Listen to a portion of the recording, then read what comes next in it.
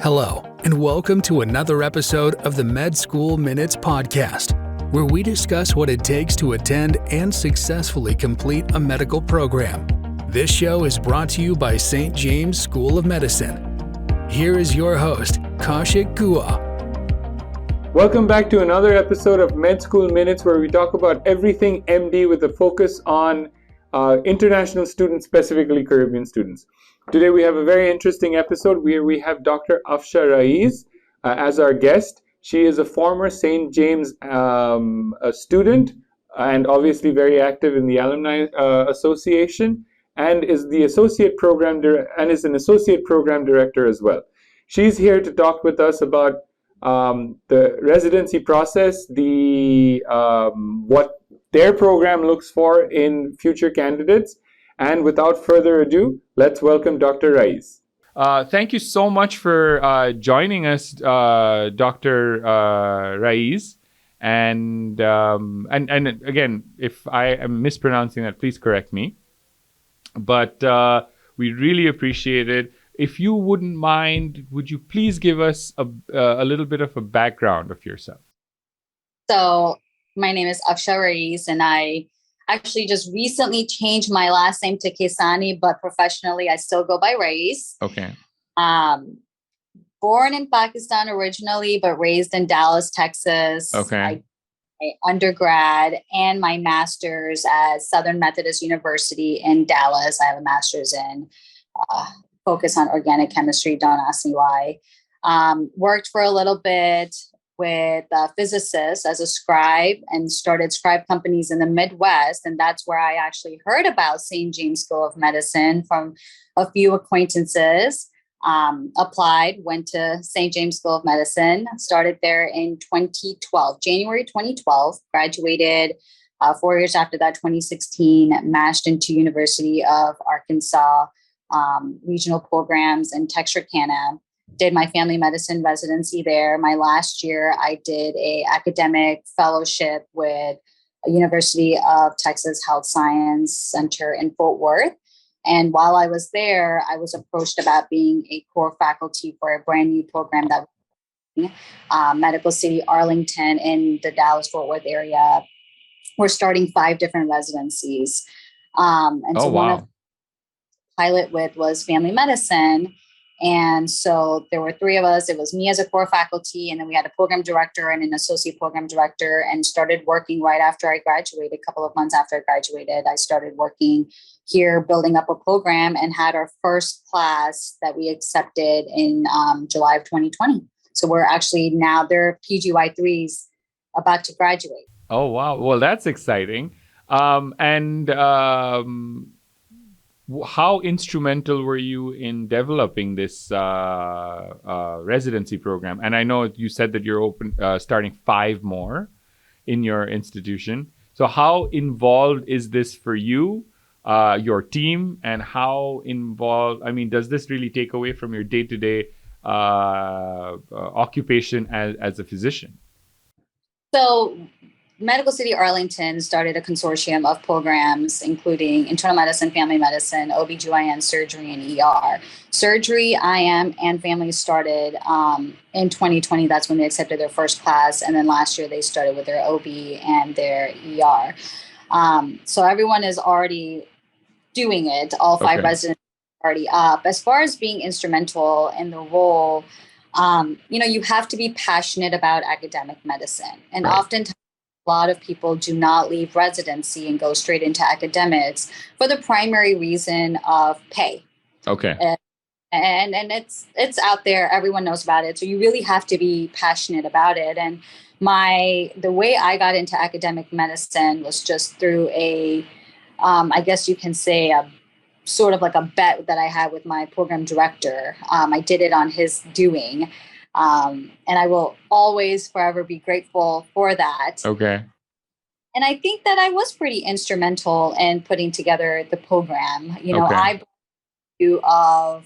I just recently graduated residency, so I know what the residents want, right? What we want.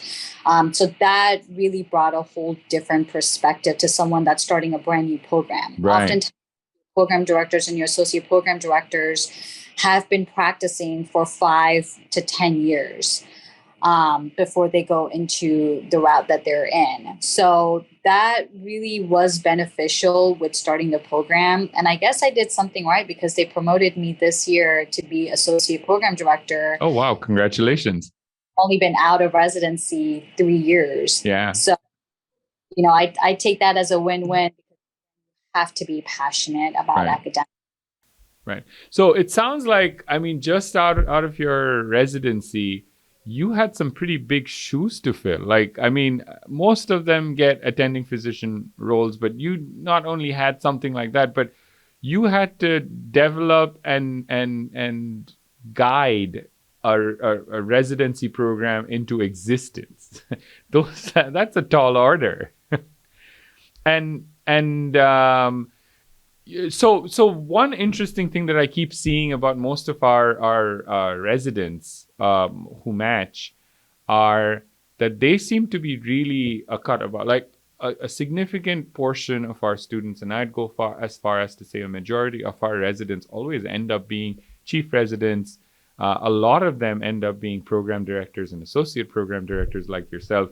And we've been speaking to a lot of our alumni who are actually in the process of opening new residency slots, just like yourself.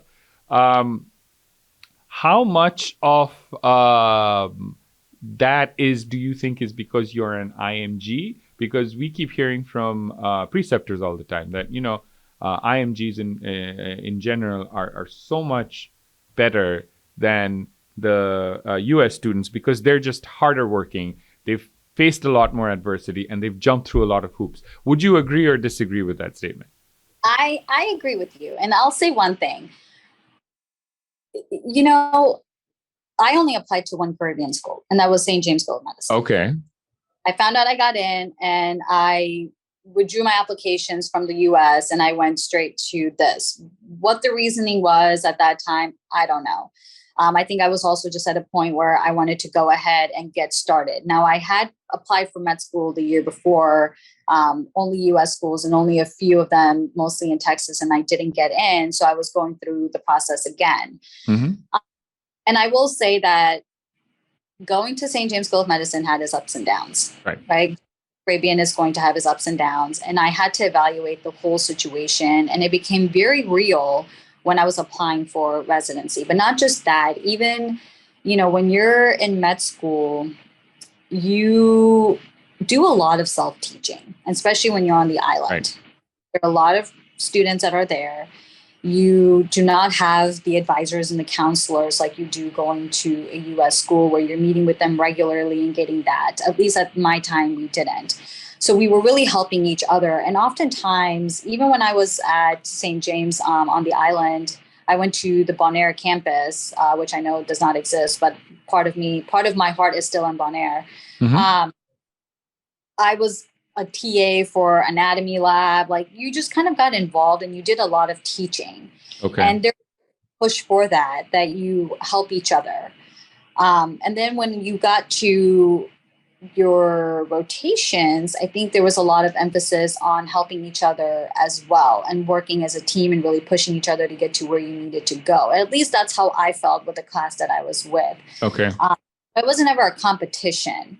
And I appreciated that. One thing that I did for my M5 that year was a PASS program. And that really helped shape our camaraderie within medicine. Okay. And I think these steps where you're doing a lot of things on your own and you're going on your own pace just makes you, appreciate academics more and appreciate your path more. And I think with the hurdles that some of us may have experienced, we want to pay it forward. Mm-hmm. And one way we can do that is either go back and teach at the med school or, be a lecturer or be in the front line of starting their career, which is residency. Right. That's where a lot of people take that route and do that because that still gives them the opportunity to practice medicine, what they love doing, but then also guide. And it's funny you mentioned something about what the program directors and the preceptors say, because my program director, at my residency used to say the same thing, that he appreciates the training that a lot of the Caribbean grads come with, or just IMGs in general, because they are more hardworking. I don't know how true that really is, because I think at a certain point, everyone is very hardworking, no matter what's to. Yeah. But I think that sense of, internal competition that you have to prove something coming from where you did. Right. Right. And I think that that's particularly true because to be a doctor in general, no matter what specialty it is, no matter which school you're from, it needs a certain amount of a significant amount of dedication and passion to be invested in this profession for as long as you have to be. I don't think any other profession really demands that, whereas medicine does. So it is true that everybody every doctor is extremely hardworking, but at the same time, it also seems like from conversations, people from the Caribbean tend to be a little more hardworking for a lot of the reasons, because they have to jump through more hoops. So they might be more street smart, they might be more adaptable, whichever way you look at it. So, this particular interview is really based for our residency match series. And every year we have these webinars and podcasts for our students.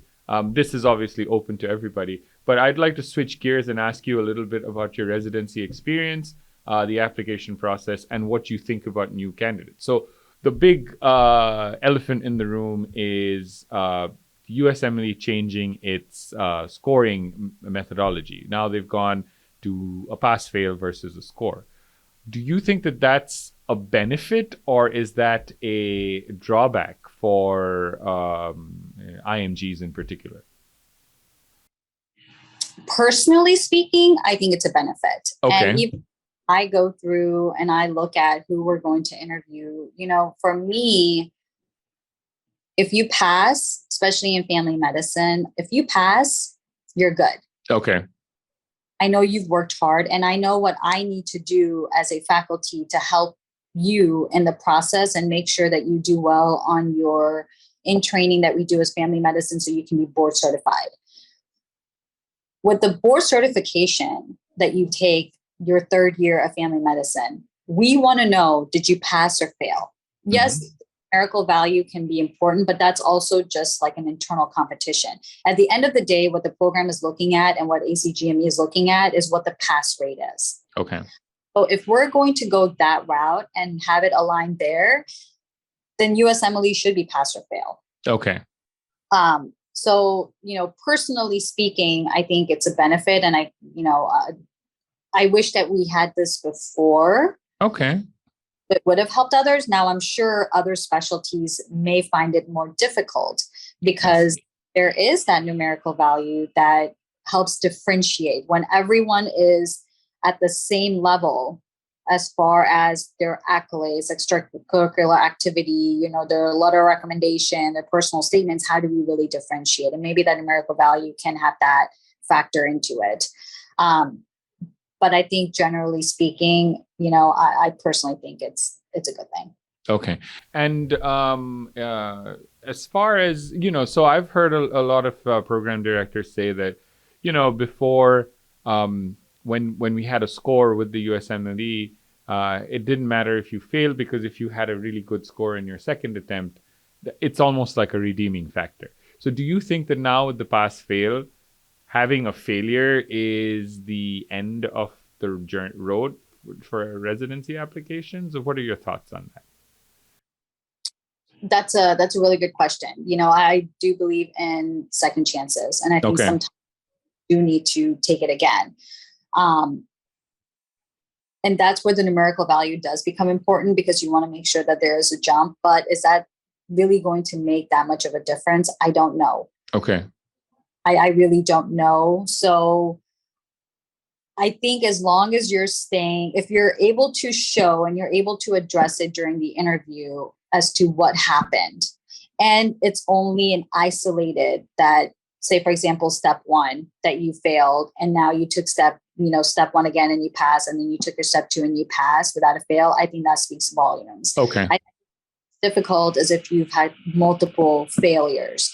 Okay. And reason that becomes difficult is because oftentimes you're taking your step 3 in residency. And if you've had multiple fails, certain state licensures and boards will restrict how many pass fails you can have. I see. You can have. So I know state of Texas has a cap to how many times you can fail your boards cumulatively. Step 1, step. Oh, okay.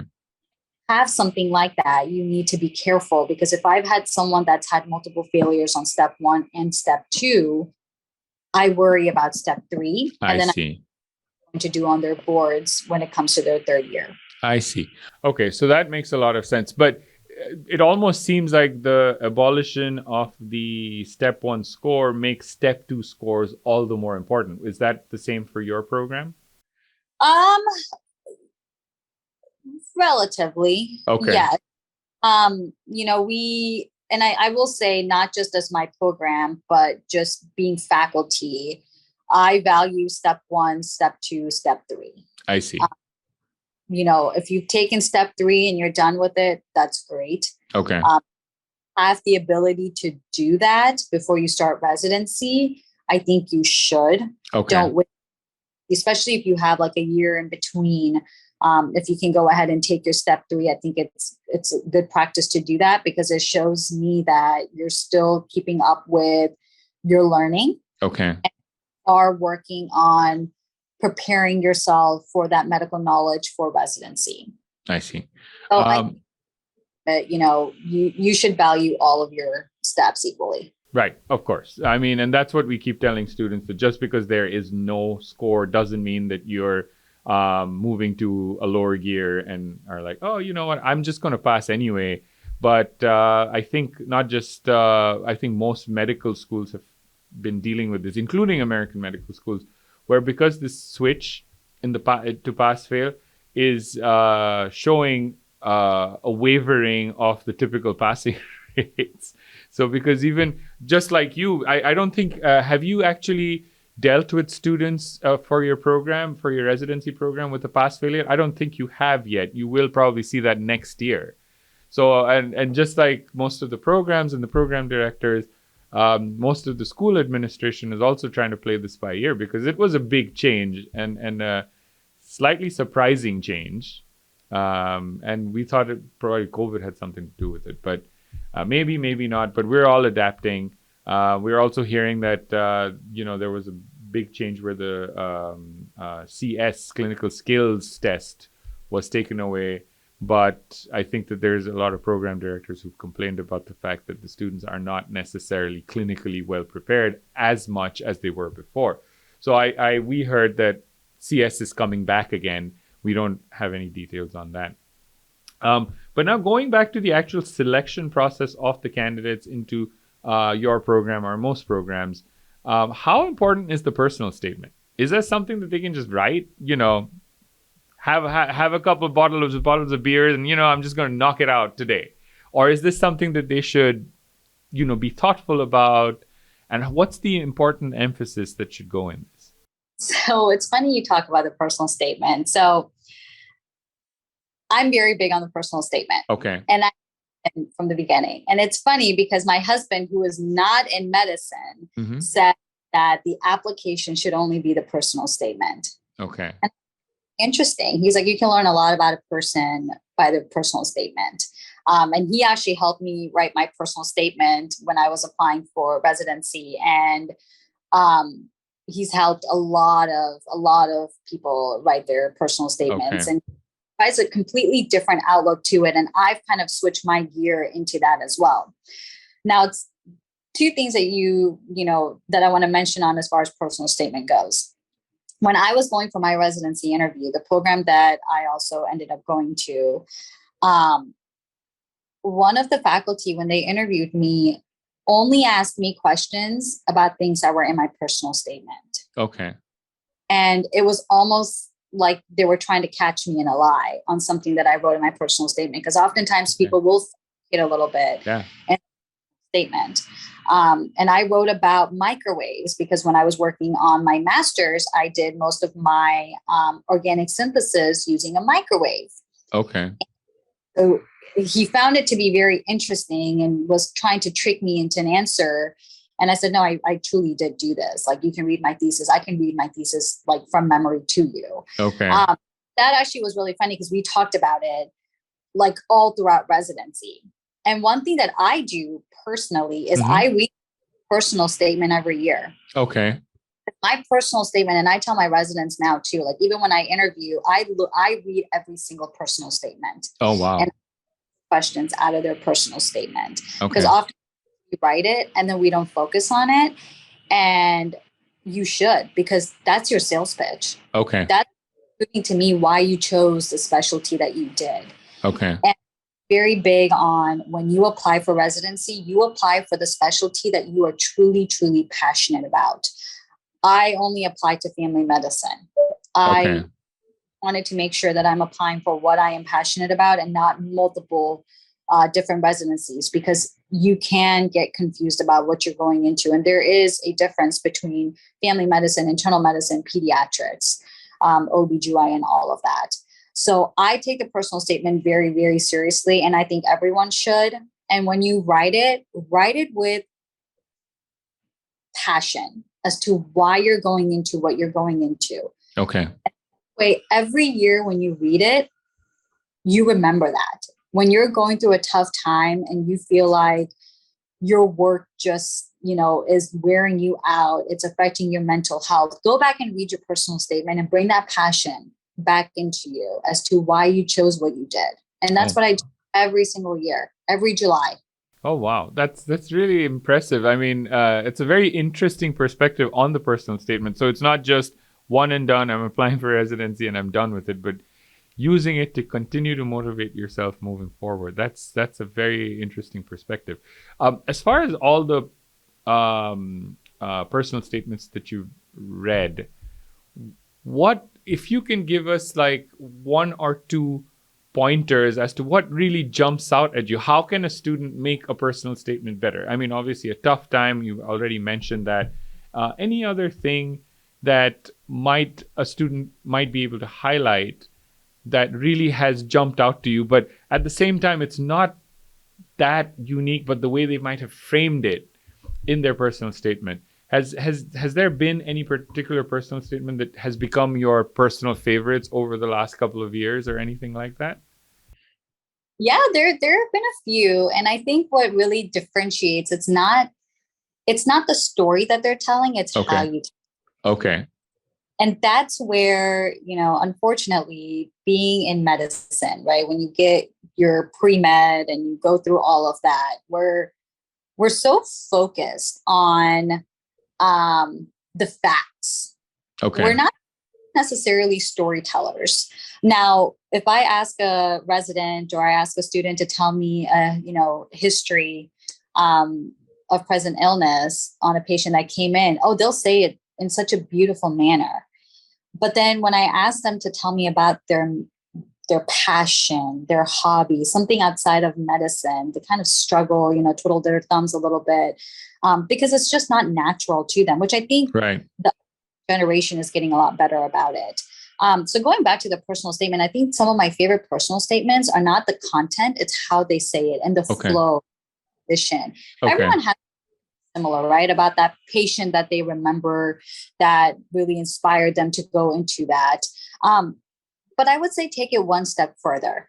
Tell me about things that you enjoy doing that can also be related to the specialty that you're going into. It doesn't necessarily have to be about a patient that inspired you. Right. It can be other things that have happened. Tell me about a trip you took and how that kind of integrates into your passion of medicine.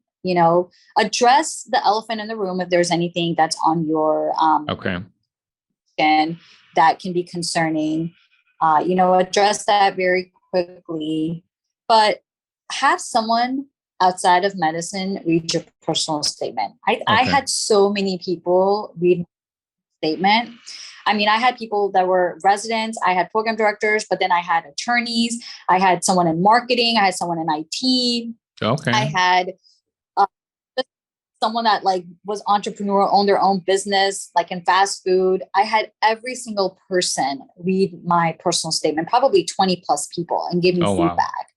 And I wanted it to be that anyone can read it and be inspired by it and know that I'm more than just medicine. Okay. And that's what I personally think makes a really good personal statement, and especially the hook. That first paragraph is so important. Okay.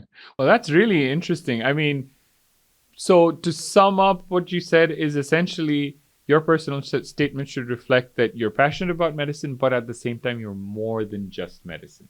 That's really, really interesting. That's actually really good advice for all of our viewers as well as all of our students. And next time anybody asks me, I'll definitely relay that piece of advice to them. As far as the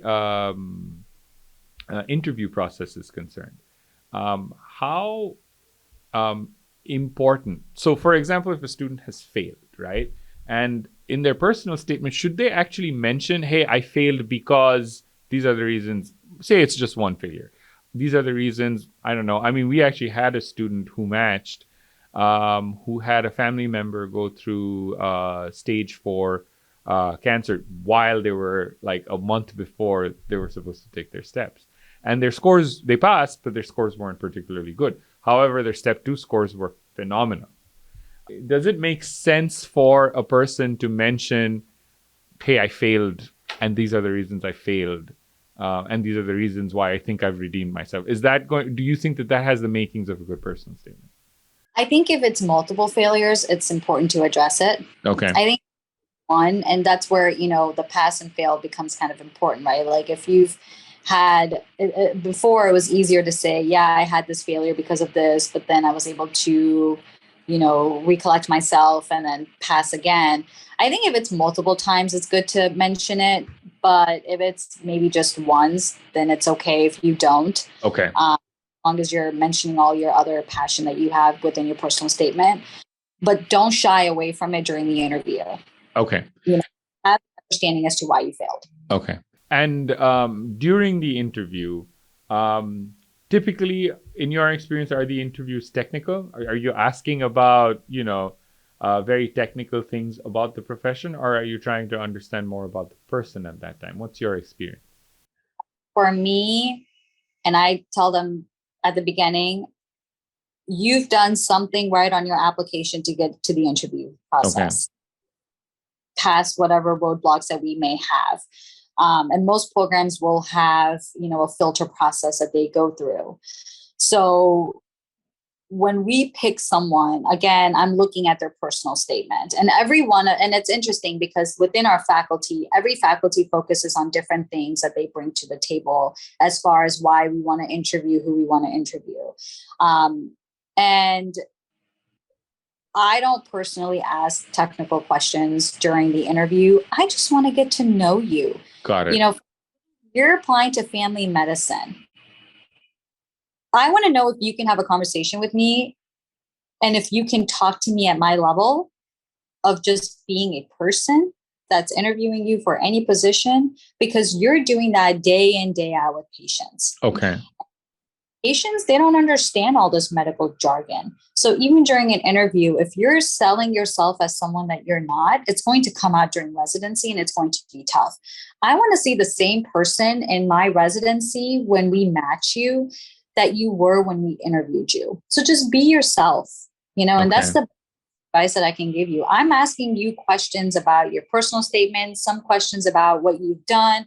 If you've done research or any quality improvement projects, I want to know about that. If you've done some cool service or you're part of a, unique organization, I want to know about that. I look at hobbies that they put and I ask about that. Those are just some of the things that I want to know. Okay. As far as what kind of person are you? And can we work together for 3 years? And are you going to be a great physician for the community? Okay. Well, that's very interesting because a lot of our students, they come in and they're focused on, these are the things that I need to brush up on before the interview. And we've always told them, because we hear this from other program directors, is that, I'm dealing with these students or residents for give or take 80 hours a week. I have to be able to like them. And it seems like from your answer, that's kind of your focus as well. Yeah. And one thing that we do is we have social hours. And, of course, virtual interview has changed a lot of things. When I was a resident, we would take our residents that were our applicants out for dinner the night before, and then on a tour, and then for lunch after they were done with interviews, as well as they had some peer interviews with just the residents. And our faculty, they were very big on feedback from the residents, because to them, they were like, look, you're doing a night float with them. You're staying up with them. You're addressing all their questions day in, day out. So you have to be able to tolerate them. And I feel the same with faculty. I give a lot of emphasis to the applicants attending any social hours or any meet and greet that they have with the residents, because the residents vouch for you. They're the ones that are really going to get that true insight as to who you are. Oftentimes when applicants are interviewing with faculty or associate program directors or program directors, you're kind of nervous, rightfully so, right? You're going to be nervous. I get it. But then when you're interviewing with the resident, you're a little bit more relaxed. You're like, okay, you were just in my shoes a year ago. Right. What can I do? And how is this going to work out? And I often some of the residents will come and tell me like, yeah, I told him not to worry. Like, Dr. Reyes is cool. She's not going to be tough on you. Just be yourself. And I'm like, no, don't tell them that, But no, I think it's just, with the interviews, attend any social hours that you can, really get to know your residents and the faculty, and ask as many questions as you can, because the interview is equally important to you as an applicant as it is to us. Okay. So as far as most of the interviews due to COVID being online, is there any way in which you would advise students to potentially make up for the social hours? Because I know a lot of those social hours got canceled and whatnot, and I don't know that a lot of them are being brought back. Some of the interviews that are happening this year, some of the program directors I've spoken to, they've said that they're going to stick to the online version of interviews just because it worked so well, it was cost effective. They managed to get a lot more applications and a lot more interviews done. So keeping all that in mind, it seems like the virtual interviewing is here to stay, at least in the near future. Those social interactions, how do you suggest students build that rapport if they're just doing a virtual interview? I think it's still possible to do it. Doing it with the residents, like we have what we call, again, social hour, where it's just like a WebEx or a Zoom call. Okay. Residents are, we leave it open for all the residents, and they just sign up for it. And then we have at least 2 to 3 residents that are available. And then the residents or the applicants that are applying for the residency position attend. And it's usually the night before. And we have 1 or 2 that we do per week. So that way, if they can't attend one, maybe they can attend another, because we understand that, there are other that can happen as far as rotational scheduling. So that we still have. And I think that's so important to attend. And oftentimes I think applicants forget how important it is to interview or talk to the residents that are already here. And they're so focused on impressing the faculty that I think there's a shift towards equal importance. All right. I do want to be respectful of your time. So I have one final question is, all the interviews that you've done and all the applications that you've seen, whether it's a paper application, whether it's an actual physical interview, what has been the biggest deal breaker in your opinion from all the applications and all the interviews that you might have seen? If you can tell us from the application standpoint, when you saw an application, you're like, oh no, I'm definitely not hiring this person. Or from the interview, if somebody did something that really irked you and you're like, yeah, I can't work with this person. Is there anything like that just really stands out to you, so that our students know that, hey, I'm definitely not making those mistakes? Sure. And I'll say 2 things. And this is something that, I guess someone had told me this when I was in med school applying for residency, especially coming from the Caribbean, right? You're applying to, and I had this, colleagues of mine that we were all graduating together and applying for residency, 2015, 2016. They were applying for family medicine, internal medicine, OB, like, oh, I really want to be an OB, but I'm going to apply for internal medicine as backup, and then family medicine as backup from that. That I would say is probably one of my biggest pet peeves. And like I said, personally, I thought I wanted to go into OB. And after a lot of self-reflection and just how my future was going to be, I chose to apply for family medicine. I was between family medicine and OB. And family medicine was just something that was going to give me everything that I wanted as far as the patient population that I wanted to treat and what I wanted to go into. I only applied for family medicine knowing that it's going to be tough, but I was very passionate about it. And every single thing about my application and about who I was and who I still am is about family medicine. And I think the biggest issue that sometimes people run into when they don't match is because they're not passionate about a certain specialty. They almost do not know which ones that they want to. So what I will say is apply for the one that you're truly passionate about, because if you apply for family medicine, but you really wanted internal medicine because you did not want to see a pediatric patient, and then you end up in my residency and you shy away from seeing any pediatric patients or doing any female examination, we're going to pick up on that very quickly. And that's going to make your journey very tough because this is what you have matched into. So my biggest pet peeve, and I think what I've seen that people run into that can be a problem, is applying for multiple specialty when they're not really sure about what they want to apply for. Okay. Self-reflection. And this is where talking to as many people, have mentors. It makes such a huge difference. Not just advisors, but have mentors in that field. So they tell you the day in, day out life of that position in that role. And the other thing, as far as the interview goes, is be humble. If you're not humble, you're not yourself during the interview, it's going to come out. So, be fortunate to have the interview that you have, because it could have been for someone else. Right. And coming from the Caribbean, I can't emphasize that enough. And this is where I say, apply for what you want to apply for, because you're not in this alone. Think about everyone else that's applying for how many positions. Right. Applying for a specialty that you may not be passionate about, and there's someone out there that is passionate about it, you're taking that interview spot. Right. So people, and be humble to the journey. Right. And I think to highlight that point, I think last match cycle there were 45,000 residency applicants for 32,000 residency slots. So about, give or take, 13,000 people did not get any sort of residency. So absolutely. So being humble and being thankful and grateful is, that's a very, very good piece of advice. One final thought. Once you get an interview, do you think being an IMG, being a Caribbean student was an advantage, disadvantage, or it wasn't neutral? It was completely neutral. Didn't affect anything. It's how you perceive it. Okay. I didn't take going into, when I went through the interview process, I didn't take going into, even when I was doing rotations and working alongside some of the US students, I didn't make myself a victim of being a Caribbean grad or, foreign medical student. And I think oftentimes we fall into that trap.